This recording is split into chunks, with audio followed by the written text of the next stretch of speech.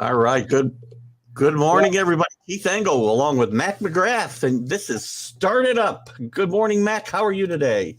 Good morning, Keith. I'm doing fine. I'm excited about all the sports that are happening, even though there's really nothing going on, right? I mean, we got the MLB up in full swing, but really there's no sports going on like we like to watch. So I'm ready to rock, Keith. Let's do it.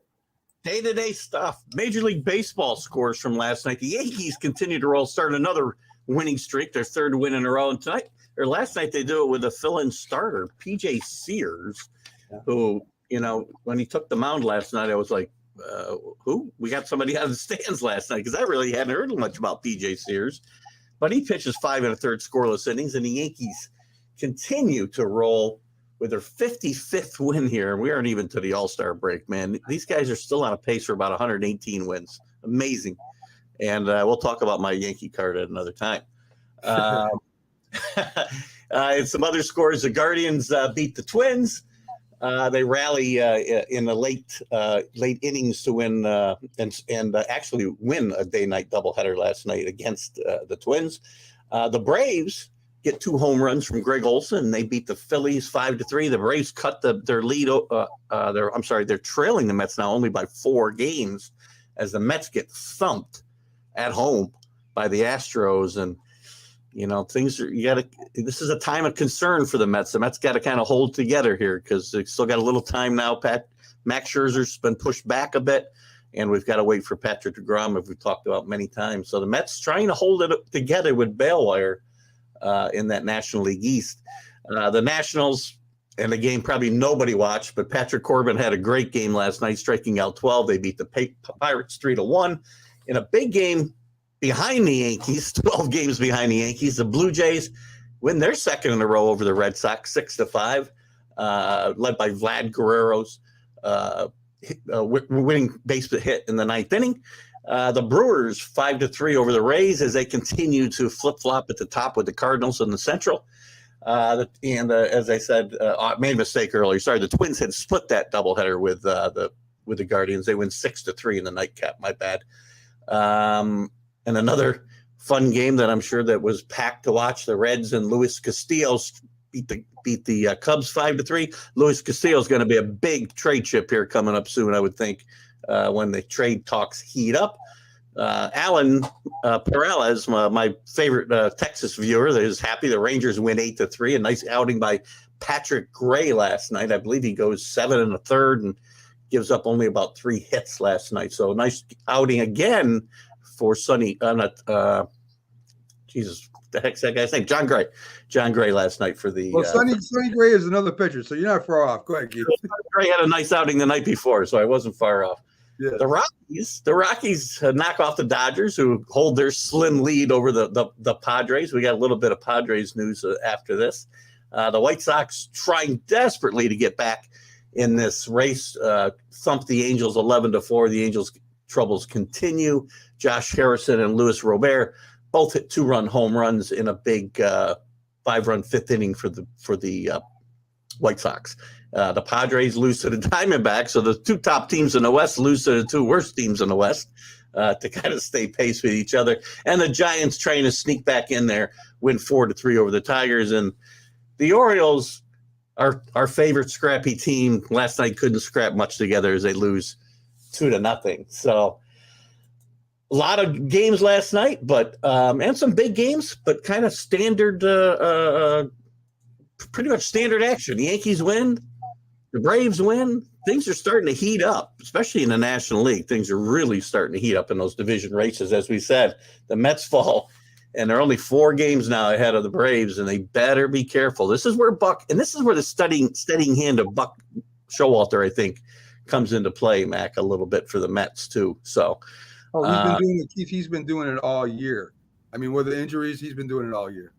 Smoke and mirrors, they do a great job. And, he's got that team believing they can find ways to win games. Not last night, but for the most part. Again, we say that, and as we say they're losing their lead, they still have the best record in the National League by 2 games over the Dodgers. So can't complain. And the Brewers, as we said, continue a dogfight with the Cardinals that may just go all summer long. And then out west. Good news for the Padres in the fact that Fernando Tatis is happy with his recovery. He expects to be swinging the bat in a couple of weeks and then begin a rehab stint to get ready to play. And we talked about the trade deadline, and when you've got some guys like Tatis, DeGrom for the Mets, there's guys that have been out most of this season, and getting them back at the midway point is almost like making a huge deadline trade because you have not had that guy's services all spring. So it's really, really a good thing. Some other injury news too around baseball. Bryce Harper did go under surgery yesterday on his thumb. His timeline for return is indefinite. They're holding out hope that he can come back this year, but thumb injuries not good for hitters, and especially when you're undergoing surgery, it's going to take some time to recover from that.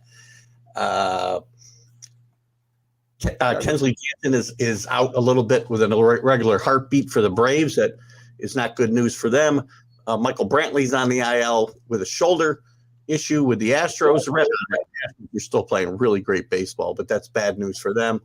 Kiermaier is likely to be back for the Rays probably Friday. And last night, Jeff McNeil returned for the Mets. That'll be good news for the Mets as they try to get back in good form.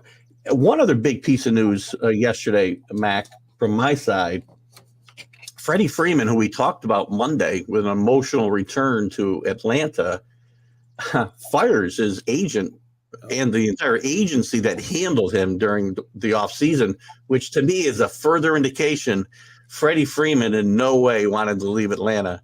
And this thing just went sideways and was not handled well, probably on either side here. Now Olson's played well for the Atlanta Braves, but Freddie Freeman was the heart and soul of that team, and he obviously misses them. And I think, as well as they're playing right now, I think Atlanta certainly misses Freddie Freeman. If you saw the reception he got, the fans certainly do. So, an interesting story to continue to monitor. And again, not good for the Dodgers when you've got your star player pretty much saying, "I wish I was somewhere else." He's not saying it directly, but he's saying it with all his actions. Yeah. I mean, he did have that 3-hour meeting with the GM. He talked to him on the screen. He went out for 3 hours. Yeah. I mean, I think what happens a lot, Keith, is the agents don't communicate with the players, and maybe it's the players' fault too, right? I mean, the players just said, "What are you doing?" Right? So he's going to go by himself for a while. He said he has closure. It's over. It's done. He's happy. He's with the Dodgers, and he was very upset that he didn't know what was going on, and that's what agents are supposed to do, I guess. So, so he did file that paperwork. There's a little bit more. You were talking about PJ Sears coming up. This guy is killing it down at AAA and AA, and he's going to be moved up and down, Keith, like every 10 days to help out the pitching staff to give him a rest. He might make the roster for the playoffs. I mean, when they extend that roster, he might be called up, and he looks good for next year, right? So, I mean, if he does well, which he did, he did last night, it's just another pitcher the Yankees have. There's another one down there too that's pitching really well that they might bring up. So that's pretty interesting. 20 games in 20 days too. So that's one of the reasons the Yankees need to make these, as you said, balancing act with the pitching staff. Right, and as you saw again, the umpire is having problems with Aaron Judge's strike zone. I mean, one pitch was in the dirt. And I think they call it before it lands. They're trying to get that, that window before it cuts or when it's going to cut. And they just are so far off. Boone gets chucked again out of the game. And I hope he complains every time that this happens. The strike zone for 6'7" is totally different from a strike zone of a guy 5'10". And the umpires got to realize this. They got to be more careful where they're calling the pitches. Because I watched it. Every time he struck out, that last pitch, 2 were just not even close. 1 was a little below. I'll give him that. But 2 of them were not even close to the strike zone. So they're making the umpires look bad right now. And this is why people are talking about, the computerized umps. Go ahead. That's an interesting topic with the umpires, and I brought this up on I think my Sunday show here a few weeks back. And I don't know if you guys touched on it, but there was a story about Angel Hernandez, of all people, talking about Major League Baseball and judging the minority umpires harsher than they judge the white umpires. And I thought to myself, first of all, if I'm going to be the minority umpires and I want a voice for myself, it's got to be somebody other than Angel Hernandez, who is quite possibly the worst umpire in the history of Major League Baseball. I mean, there's nobody worse than this guy. So the inconsistency, and I think this has got to do with replay, Mac, and all of the technology that we have around the strike zone. And there's just so much scrutiny and second guessing for umpires. I think they're afraid to make calls sometimes. They're afraid, I don't know. I think it's a hard time to be a major league umpire, and I don't want to really see computerized strike zones. I like the human element there. I understand there's been some big games in history that have been blown by umpire calls, but think about it.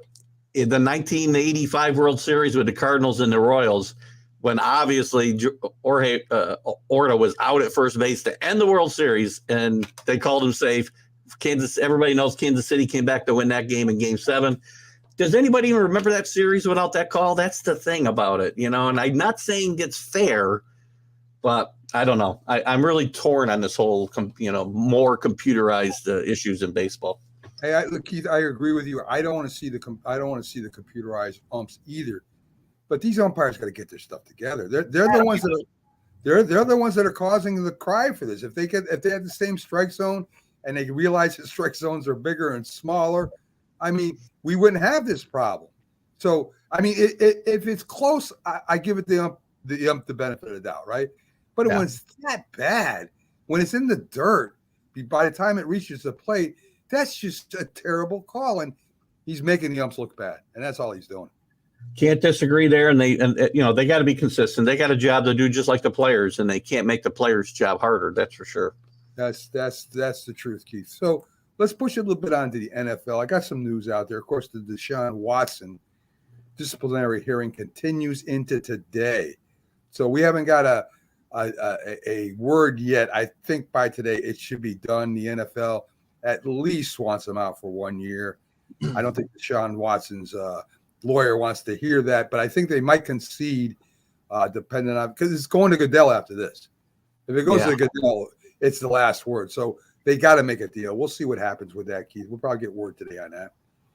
The Commanders. Go ahead. I think just real quick on that. I think the NFL, if they were smart, they would hold a longer suspension over his head. Maybe they are, to leverage this. Say, take the 1 year, or we're going to ban you for good. Well, maybe that's what they're doing. We'll see. I agree. But everybody's thinking, and this is just assuming the NFL is going to go with it 1 year. We'll see what happens. Yeah. Commanders wide receiver Terry McLaurin signs a $70 million contract, $34 million guaranteed, a $28 million signing bonus guaranteed, which brings him up to what? $76 million guaranteed, something ridiculous like that. $76 million. Listen, Keith, I am very interested to see about what happens to these teams that have signed these wide receivers for all this money, and if they don't even make the playoffs or don't make a real run at the Super Bowl, I mean, what will the fans think? Me being a fan, say if I was a fan of the Redskins, I like Terry I like him. He's a good wide receiver, one of the best, really. He's a reliable wide receiver, but is he at the top 5? I don't think so. I don't think he has enough work to show that. But I understand you want this receiver to stay with you, but who else in the league is going to offer him $56 million guaranteed? Who else? I don't know of any team that would offer him that. No. We saw the same thing in Jacksonville earlier in the offseason, with a big extension. Of the guy's escaping my mind. He came from the Raiders, I think. Nice wide receiver, but he's getting paid more than anybody else in the league. And it's happening everywhere. You're right. And this is a position, by the way, that to me, every year it's easier to replace wide receivers from the NFL draft than any other position, maybe in football. And I'm surprised that these teams are going this deep into contracts for these guys. It's a very deep draft in college, right? Yeah. I mean, that's who's coming out. It's college wide receivers, defensive backs, and pass rushers. Yep. There's too many of them. So why these teams are doing it, I don't understand. I mean, I know the Rams did it and they won but that was a quarterback and a defensive end. They've just offered Culp, of course, the extension, and he's shown he deserves it. I don't know about these other players, man. We'll see what happens. It's going to be really interesting to me what happens there with the wide receivers and the teams they go to. It's one thing with the contracts too, Mac. It's another thing with the guaranteed money, and there's lots of guaranteed money in all these deals. That's the hard part for these teams. Yeah. It's a position player. Can Mike Tomlin avoid a losing season without Big Ben at the helm? Tomlin was in the interview, very calm, very confident. He thinks Trubisky will do a good job for him. And, of course, the young quarterback they drafted, when he gets a chance to get in there, he'll do a good job for him. He doesn't seem worried at all, Keith. I mean, Mike Tomlin is probably in the top 3 head coaches out there today, I would say. And maybe one of the greatest of all time if you look at his record as far as wins and stuff. So Mike Tomlin is just whatever. It is. We'll take care of it. I don't disagree with your opinion on Mike Tomlin. I think he's one of the more underrated coaches in football. The Pittsburgh Steelers and what they've done over the last 50 plus years with 3 head coaches and 50. We're heading towards 60 years with 3 head coaches. No team is even close to that. And they've all had great success. And Mike Tomlin, listen, if my coach walked away tomorrow, I would hope Mike Tomlin was available because I love the guy. I love the way he carries himself. He keeps his team on an even keel. There's people who maybe don't like some of this stuff that he talks about and whatnot, but who cares? The guy can coach them up, and that's all that matters. He's had good teams, and he's had not so good teams that he has made much better with his efforts on the sideline. And he's still only 50 years old, by the way. Young. He's a great communicator, Keith. He knows how to relate to the players. He kept Antonio Brown under wraps for a while. I mean, this guy, he knows how to handle players. He looks like he's strict sometimes, and sometimes he looks like he's having a ball in the locker room with him. So I agree. He's a great coach. Let's see what else we got in here. Let's see, 56 million. Yeah, that's about it as far as Tomlin goes. Al-Kib, former Denver Bronco, joins the Thursday night streaming football show as a sport analyst.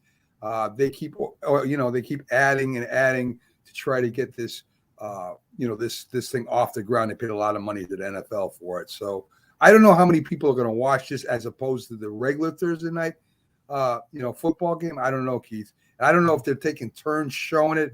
I'm not sure. I don't have the whole story on this, but it's very interesting to me.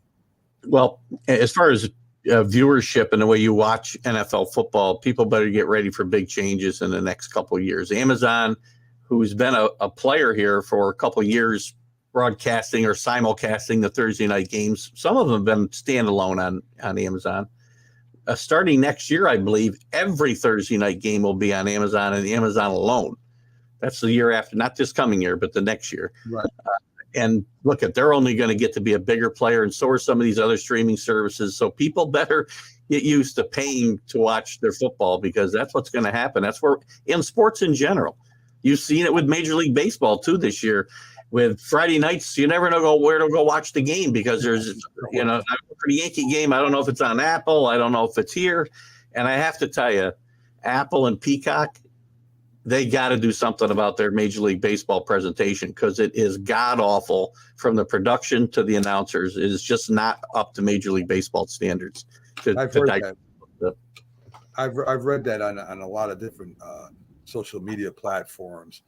Wide receiver Sterling Sharp for the Giants says the Giants have potential to make big plays with the new offense by the ball. And Keith, potential is one thing. Execution during a game is a totally different thing. When you're in your shorts running around and you're putting in these plays that they look great on paper and they look great on timing, but you get out there in the field with a real defense and you try to do these. If you can't execute it, it's just going to look terrible. So, I love how people, come out after, they do the non-pad things and say, we look great and we're doing a good. It's funny to me. History is filled, Mac, with guys who look great in T-shirt and shorts and a helmet. And DeMarcus Russell, I'm sure, looked great in a T-shirt and shorts and a helmet. And we know what happened to him. And that's why I take Tyreek Hill's comments about Tua with a grain of salt about how well he's throwing the football when he's standing there, nobody rushing him, and no pads and no shorts. So let's play some real football and then we'll see. Exactly. I at least wait to training camp when some popping starts happening anyway. Yeah. Well, you know what I mean? So anyway, it's very funny. I think preseason games might change, Keith. Maybe you'll see some more vets or some more young guys playing, not just to make the team, but just to see where they'll align on the rosters. It'll be pretty interesting. I hope so anyway. Great. So I know you got some college sports for us, Keith. What do you got? Before you go away from the NFL, let me bring one thing that I noticed. Baker Mayfield talked yesterday about his relationship with the Browns. And for anybody who thinks there's a chance when Watson goes away, they'll just bring Baker Mayfield in, just watch his interview yesterday. He makes it clear both sides have moved on. And if I'm an NFL team, two things. If I'm a Browns fan, don't expect Baker Mayfield to come back and say all's forgiven. And if I'm a team looking to bring Baker Mayfield in, if you don't wait till he's released, you're nuts. If you're trading anything and taking any part of that contract on, that's just craziness. Wait till he's released. All you got to pay him is a minimum and let the Browns pay the rest. I got to take for you, Keith. Hear me. Yep. Watson gets suspended for at least a year. The Browns reached out to Baker. Baker said if they reached out, he might consider it, but they would have to reach out. I saw part of the interview. So this is a hot take for you. Sean Watson gets suspended for a year. Browns reach out to Baker. He's playing this year for the Browns. You watch. I don't know how he can go back with everything that's been said on both sides of this argument, but stranger things have happened, I guess. In his interview, he said, I enjoyed my years with Cleveland. I had some up and downs. I had some injuries. It was a great learning experience for me. I think that sent out a little message to the Browns that if you really want me to come back, you better reach out to me first. I think he wants to save face. I think the Browns have no face to save right now, Keith. I think that face is gone. So I believe with that statement, he told the Browns, if you really want me back, reach out to me. And then he'll do that. And I think it's going to happen, Keith. If this goes the way it goes, I think you're going to see Baker Mayfield in a Browns uniform this year. They can't afford not to bring him back, or they're not going to go to playoffs. Let me give you a take on the flip side of that, though. Mm-hmm. So Baker said all those things, left the door open, just that little crack, right? Yeah. But there's a possibility that the Browns said, let's have this press conference. You go say these things where there's a chance, because remember, they're still trying to trade him, and no team should trade for him because they have him over a barrel. We'll just wait for you to release him. If they make it appear there's a chance there's a reconciliation in the offing, it's more likely they can move him than if they don't. It's a great point. It's a great point. So let's see what we got in college, Keith. College football, we got some interesting news. Mike Leach with Mississippi State signs a new extension, raises his, it's funny, he gets his salary raised to $5.5 million, and we think that's a lot of money, but he's probably one of the lowest paid coaches in the SEC at that price. But he's done a pretty good job at Mississippi State over the last couple of years and is starting to improve that team. Mike Leach is a good coach, just a really, really strange guy, but he can coach football. So big move there. ACC with big news as they are the latest conference to do away with divisions. The Pac-12 has already announced they're doing this. This will happen in 2023. The Big Ten is considering it. The SEC is considering it. All the power conferences are. Big 12 already doesn't have divisions. And in this format, the scheduling would also change where it's a 3-5-5 format where you would pick three common rivalries that you want to play every single year. And then the other 10 teams would rotate alternate years. It's causing a lot of angst in some of these leagues about who those three favorites or those three rivals would be. I mean, you looked at the ACC, and I saw Miami's rivals, I think, were BC, Florida State, and Louisville. I'm not excited as a Hurricane fan that that's the three teams I'm playing every single year. One of them, maybe. The Right. Florida State, definitely. I mean, you got to play Florida State every year. I mean, but, the others maybe I'm not getting excited about, but you can't have all the rivalries that you want to have with this type of scheduling either. But as these conferences get bigger, they have to come up with some solutions. And as the NCAA ruled a few months ago that you do not have to have number one, you don't have to have divisions to have a championship game, which they already had acquiesced to the Big 12, and you also don't have to have more than 10 teams to have a championship game. These conferences are starting to change their approach to the divisions and the scheduling. So that bears some watching. We talked about Arch Manning signing with Texas, and the Arch Manning effect clicked in immediately, basically, as Texas has signed 7 of the top 2023 recruits since he signed on Saturday, including one of the top wide receivers in the draft, one of the top linemen I'm not in the draft. I'm going to your system now. Sorry. One of the top wide receivers in recruiting and one of the top linemen. So they're all top, 75 prospects. So it's going to be very interesting. And this was the effect that we talked about, the boomerang effect of the Ripple. The ripple effect. Thank you. I don't know why ripple. Must be I drank a lot of Ripple when I was a kid or something. It could be. I've got a block. And it rhymes with dribble, Keith. And who wants to dribble? You know what I mean? That's No, nobody wants to do that for sure. So it's going to be very interesting to see if other schools follow this path. As we said, the Big Ten is considering it. But again, the three common rivals, the three yearly rivals that you pick is what's one of the big holdups for these teams, because everybody, wants to have the big games on their schedule, and the more they can have, the better. So we'll see. What else is going on? I talked about the recruits at Texas. We already talked about the Big 12 commissioners. Still no news there, but it does look like it's going to be the former CEO of Not Rock Nation is going to be the guy. A very interesting out of the box hire. And I guess the last thing I had was off the football side. Ex-USC soccer coach Laura Save, I guess is her name. She's been getting no prison time for her involvement in the admissions scandal, which people have kind of forgotten about, that took place here almost 2 years ago. Yeah. Lots of celebrities, lots of coaches, mostly on the outside of the major sports, have really paid the price for this, and some have gone to prison, and she avoids prison time in this, which is good news for her. And hopefully this is something, these academic scandals are something that's going to go away. Some of these families, there was a family involved in this one that paid upwards of $600,000 to get their daughter enrolled in USC and get her on a soccer team when she was not academically eligible. So again, there's enough scandals in the NCAA without this type of thing going on. So. They're all over the place now. Let's look at what you brought up about the divisions real quick. Sure.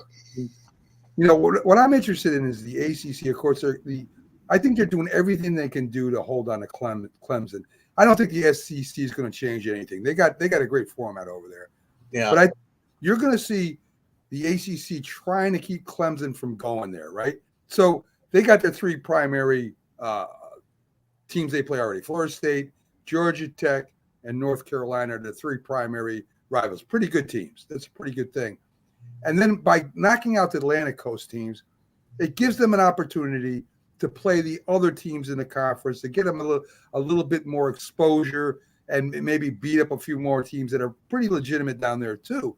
Yeah. So I think, like what the Pac-12 did over there, or the Big 12 did, I think this is a play to keep their better schools in their leagues. I think it's very smart.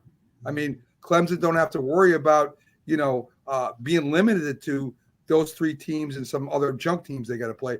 Now they have a chance to play some really good teams and show their stuff on national TV where they didn't have the opportunity before, Keith. Well, too, I mean, there's still 4 games that they can schedule outside of conference, right? Which, again, that's going to be the key. I have this argument all the time with Carlos and some others about the SEC and the cupcakes that, Alabama and Georgia both schedule, are just atrocious. So they may play one good out-of-conference team, but every year there's 3 cupcakes. And their argument is the competition is so good within the league, they need to schedule these cupcakes. I don't think it's good for college football. I think those interconference rivalries are important. And, the SEC, I think the ACC needs to really schedule outside of their conference much stronger than, say, the SEC or the Big Ten to be able to make sure that their best team is going to be able to have a shot at that playoff. But on the flip side of that, Keith, those powder puff teams they're playing are getting a lot of money. Oh, yeah. Into their tilt to playing those games. Even if they get killed. There's been a couple close calls with Alabama playing a powder puff team, but they get a lot of money, a lot of attention, a lot of revenue from playing a powerhouse. So it does help them a little bit on the flip side of Alabama saying going to play, the University of whatever. So it does work out. Go ahead. I'd be okay with one, and I get it. It helps these schools that they're playing immensely. I get that. I'd be okay if they played one of those, or if they put in some kind of regulation where you had to play at least, an FBS conference school, somebody who's in the bowl division, right? And because there's a lot of teams there, programs that can need some help and are downtrodden, and you can do the same thing. You don't have to schedule a Division II team, or a 1AA team. You can schedule somebody a little bit better, and you're still going to get the same result. Agree. I agree with that 100%. So let's skip on to the NHL. I got some news. Of course, we know that the championship is over and everything. So what I want to do, Keith, is kind of, get the final take on this. And what you're going to hear, these stats are unbelievable for the Stanley Championship team, the Colorado Avalanche. And this is what they had to do. People think, well, they just ran away against Tampa Bay. Tampa Bay, the Lightning, is an unbelievable team. People, just because they lost to Avalanche doesn't mean that they're no good anymore. In fact, the games they lost normally were in overtime. So this is what Colorado had to do to beat Tampa Bay. 17 out of the 20 players scored at least one goal. So it was a total team effort. It wasn't like they had a big guy or big 2 guys, which they do, that did all the scoring. So Tampa Bay couldn't just concentrate on a couple players. So it was a total team effort to beat them. The power play scored 17 out of 19 times. That's 85%, Keith. That's amazing. For a team to do that. The goaltenders were at 90%. This is what it took to beat Tampa Bay, folks. So don't think that Tampa Bay's a scrubber. Oh, they lost it. Tampa Bay was with them all the way and could have won that series if they won some overtime games. So congratulations, of course, to Colorado, and congratulations to Tampa Bay too, because that was one of the best series I've ever seen in 6 games. I thought it was a great series. The ratings, again, great ratings weren't tremendous. I looked at them yesterday, but they did get back to at least post COVID numbers, which again aren't setting the world on fire, but they're better than when the NHL had to pay networks to put their games on. So they're better off than they were there. And we talked about it the other day. There's no more exciting thing in sports to me than the Stanley Cup playoffs, and especially Game 7s in the NHL have a different feel than any other Game 7 in any sport, in my mind. I agree.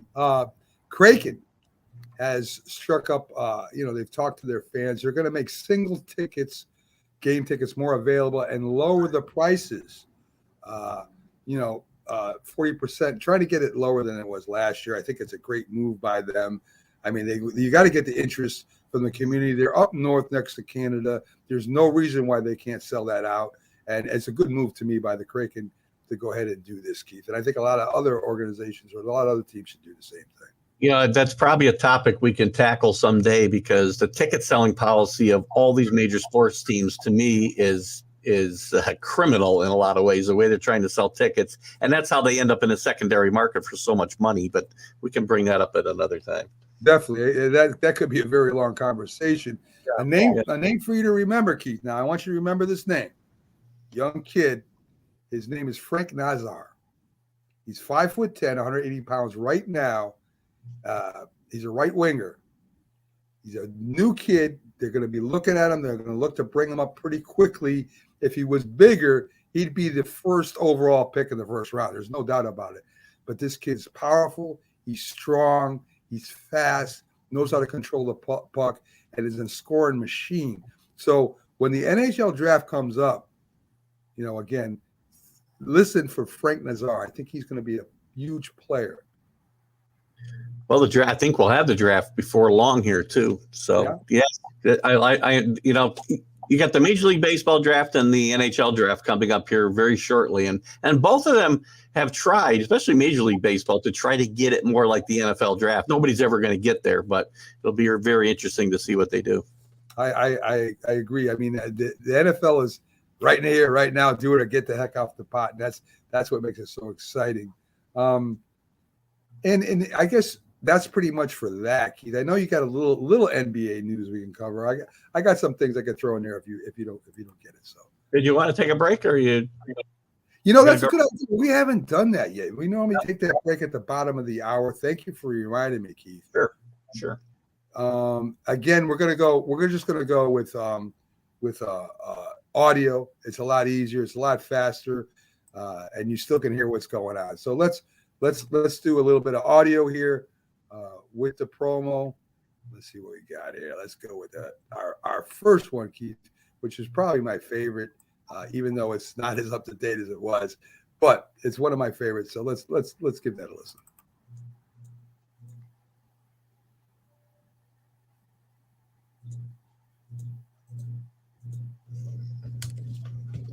It ain't.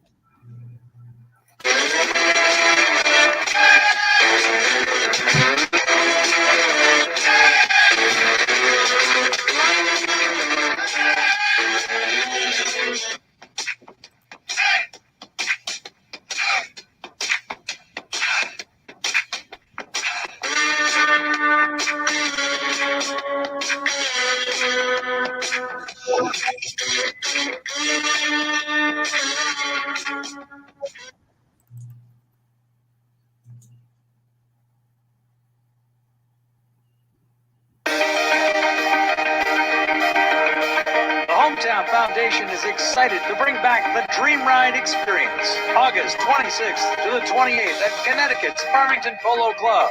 Join us in celebrating the accomplishments of our Dream Riders while enjoying live music, a car and motorcycle show, family fun zone, pet adoptions, canine demonstrations, the Fireman's Chili Cook-Off, and much, much more. Get your tickets today. So there you go, folks. That's our two main promotions. I got other ones over there, but I don't want to go too long because we missed our mark. But again, the Dream Ride, the first promotion, Keith, is our original one with the hockey starting it off. And the music is great. I remember that. Yes. And of course, folks, the Dream Ride spot we run, we're a proud sponsor of Dream Ride, and we play this promo all the time at all the shows visually. It's a great event. They raise $18 million per event every year for children and adults with mental challenges. They support cancer research. They do Special Olympics. If you can't make it out to Connecticut Farmington Polo Grounds, which is close to New York and the surrounding states in the southern part of Connecticut, if you can get there, great. Tens of thousands of people come there. If you can't, just make a donation to dreamride.org. $5, $10, anything you give will help these kids out. So if you get a shot, please donate. And that's it for that. Good stuff. Even the people here I know upstate, listen, I think it's only about an hour and 45-minute ride of that. So it's a nice event and cause. So please get out there if you can. Yeah, it'll be great to have everybody there. Me and the Philly Sports Guy will be there live both days. So it should be a lot of fun. So the NBA, Keith, there, of course, there's there's a couple news items I know you got it in there. There's a couple things I wanted to touch on. You can certainly throw in anything that you're interested in, but sources are saying that the Knicks are very close to signing Brunson from Dallas to be their new point guard. The rumors are it's a 4-year, $100 million deal, and hopefully the Knicks don't find a way to screw this up, because they're all in on this particular move, as we know. This is their draft pick, their number one draft pick for this year. And listen, I think it'll be a really good move for the Knicks as well. And let's just get this done, and we can move on with the other things, because there's still some moves that need to be made on this team. And this thing is holding everything up. So once this gets done, we can see the dominoes start to fall, or the ripple effect, if you will. Right. Boston assistant Will Hardy gets a 5-year deal to be the new coach of the Jazz, replacing Quinn Snyder, who had a really good run in Utah. But Utah seems to be a team in need of a bit of a reset, not a rebuild, but a reset, as they've had really good regular seasons here the last 3 or 4 years under Quinn Snyder, but just not able to go deep into the playoffs. And Will Hardy will be the next guy to try to get that done. And now it'll be interesting to see what they do from a player standpoint, whether they move Donovan Mitchell, which has been rumored, or any of the other players on this team. So, and speaking of Quinn Snyder, I think after a year out of the league, I think you'll see Quinn Snyder in great demand next year for some of the jobs that come open. Very good basketball coach. Not surprisingly, Michael Westbrook picks up his player option for $47 million with the Lakers. I don't think there was any question whether he was going to do this, because similar to Kyrie Irving's situation, he had very few other options. What was he going to do? If he became a free agent, no teams are going to be out there looking to sign him to long-term deals that are going to be for more money than that. And that's the most he could get. He couldn't get that with somebody else for 1 year, obviously, as a team retaining his rights, the Lakers could give. What else is going on here that I might not have jotted down since last night? I guess that's the major news that I had to chat about today. There'll certainly be more news now in the coming weeks as we head into free agency, deep into free agency, and some trades start to get made. So we'll have much more to talk about in the NBA in the coming weeks, I'm sure. And if you have anything to add, you certainly can. Yeah, I pretty much was going to comment on those. I mean, Alec Burks and Allerens is the one that got traded to the Pistons to get some room made for this deal. There's enough money to sign another person, Keith, and I think the Knicks have got to either get another guard or another forward. I don't know if they can get a center or not. We'll see, but I mean, I think there's another move they got to make too, to make this team a little bit stronger, to go along with the young players they have. I mean, I can imagine, you got Barrett right now. You still have. My mind just went in a brain freeze here. You still got the power forward, that's still with the team as of now. And, I mean, there's pieces there, Keith. There's pieces there if they make some good moves. The key, I think, Mac, is going to be if they can find somebody to trade a trade partner for Randall and get value back at the same time. That's going to be the key. If they can do that, they can shake this team up. They do also have to alleviate this log jam that they have at the guard. They need a real point guard, but they got, and they're going to get one hopefully in Brunson. But they've got this log jam, at shooting guard. Again, I know they don't use these old-fashioned terms anymore, but say at shooting guard and even like swingman, small forwards, shooting guard. They got a very big log jam there that they need to alleviate, because they just can't give these guys all minutes, and there's no sense having them here when you have needs elsewhere on the floor. So I think it'll be interesting to see what they can do here. I think Randall now, if this Brunson deal gets done, we said that's the number one shoe to drop. Then it's going to be what can they do with Randall, because that's going to pre-dedicate everything they can do else going on in the offseason, I think. Or does Randall, after they get that, does Randall not want to stay? I mean, does Randall want to stay with the team if they get Brunson and you got Barrett there? I mean, those are 3 quality players. So I mean, I'm not giving up on Randall yet. I think he's still a great player. Yeah.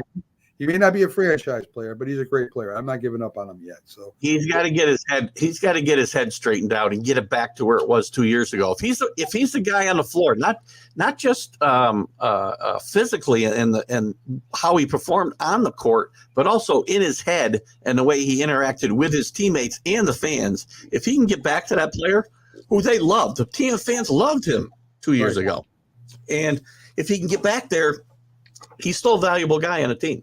He is. I'm not sure he can do it. We'll see what happens. So in let me see what I got here.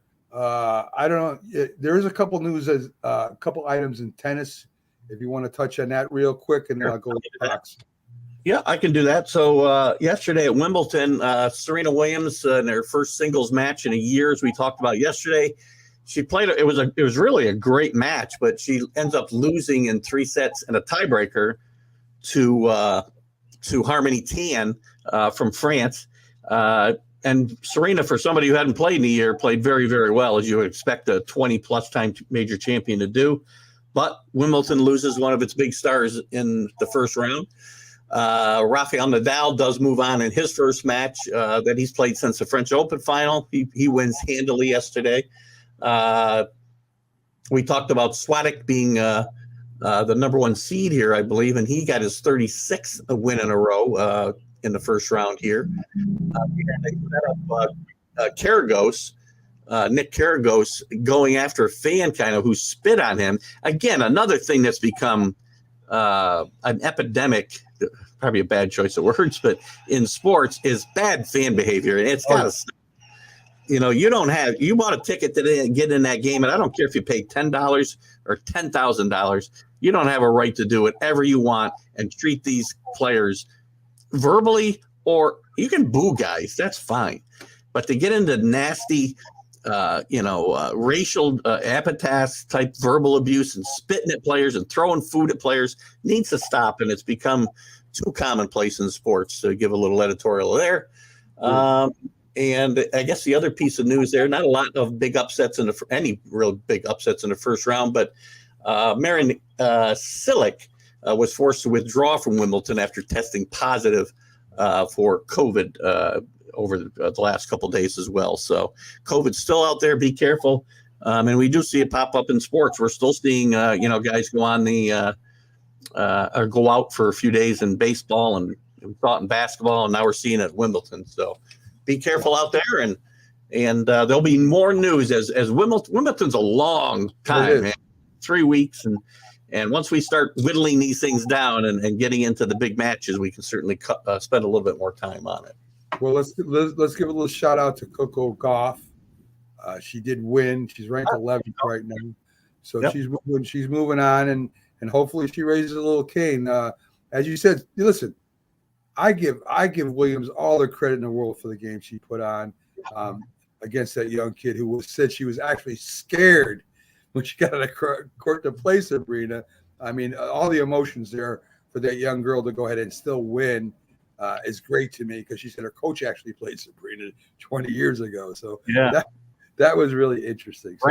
She's ranked 115th in the world, so for her to go out and beat Serena Williams has got to be the biggest thrill of her career, I'm sure. Yeah, hopefully she wins again, right? Hopefully she does something again.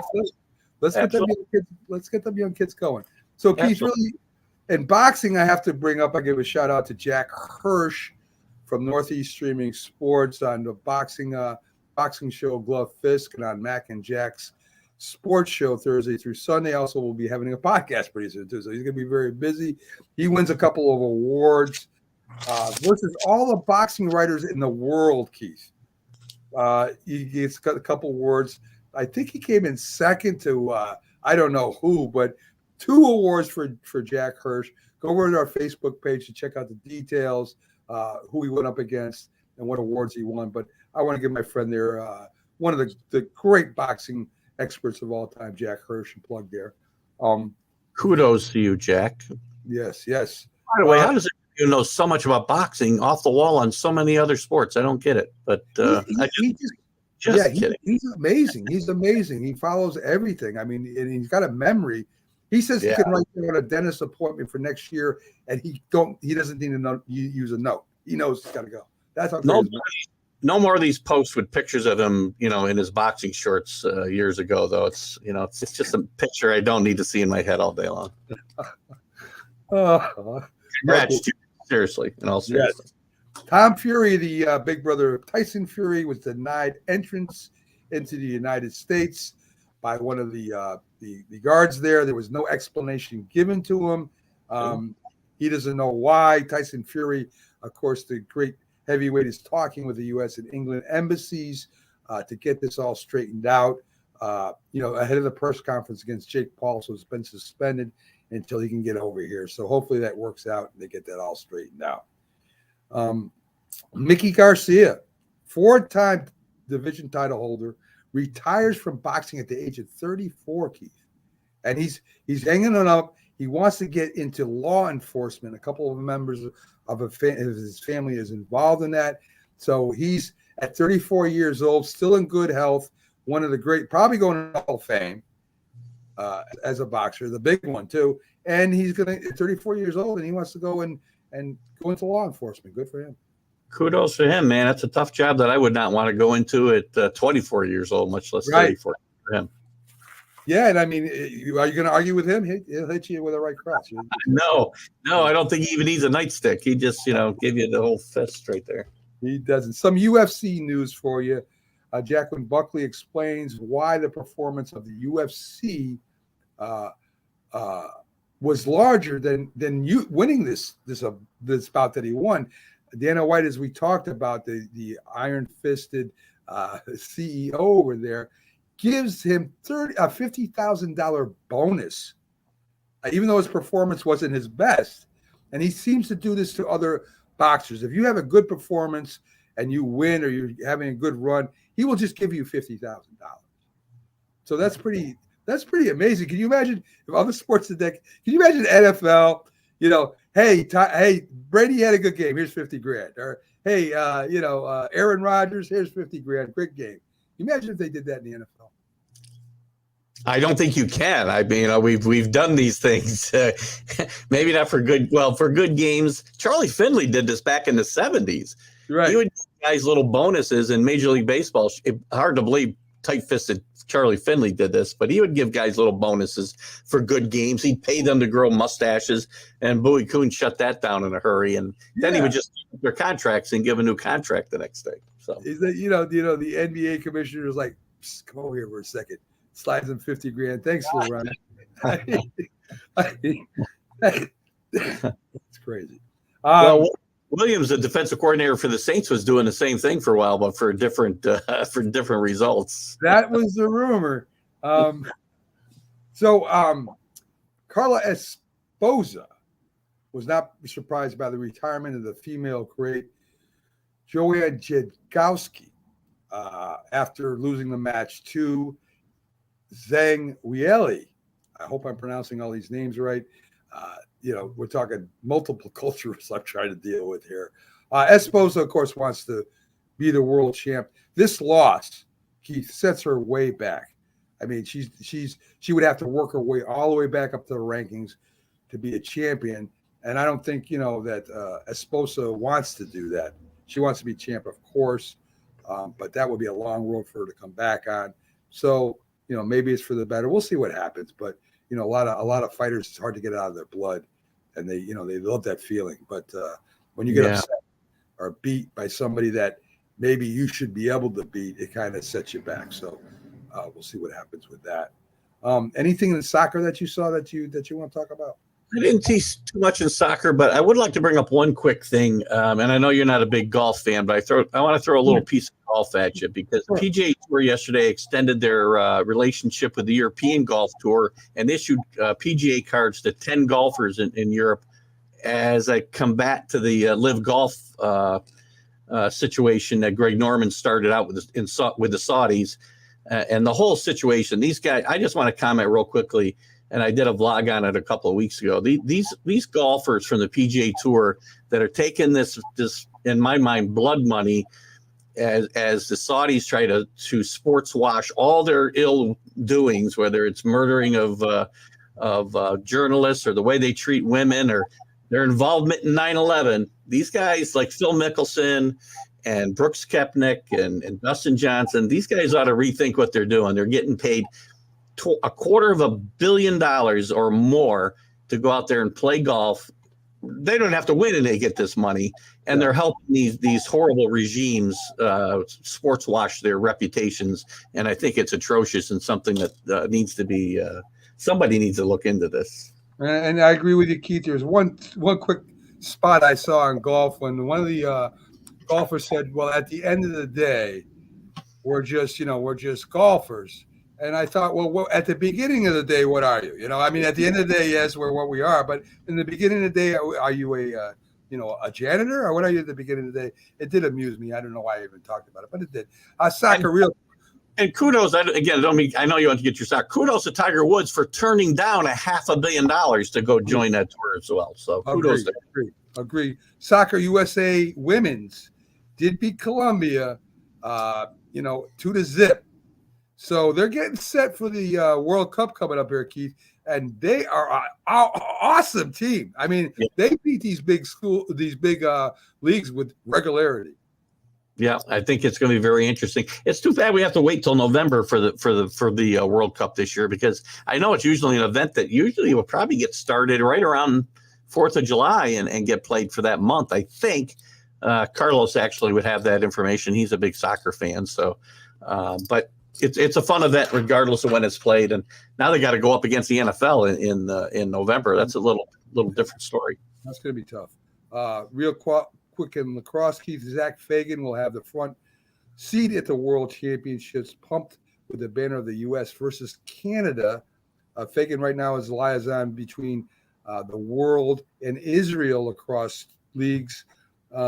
Of course, he's really excited that a lot of kids, this is according to him anyway, which I don't doubt, a lot of kids are dropping other sports and picking up lacrosse sticks. So that's pretty interesting. I mean, I watched the game. It's pretty exciting. So good for them. Let me see here. Anything going on with the WNBA that you got, Keith? I didn't see too much. The All-Star game's coming up, and Sue Bird's last season here is going to be newsworthy as we follow that. Great 60 Minutes piece, by the way, a few months ago. You can probably get it on demand, but it was a really nice piece into Sue Bird and her life and her career, and I think it'd be very interesting if you're a WNBA fan to check that out. And it's a sport that I've had a back and forth relationship with it. There's been times I've gotten into it and there's times I've had trouble doing it. But if you watch it, it's to watch women's basketball, you get much better fundamental play a lot of times than you get it in the men's league. So it's an interesting watch if you want to watch basketball.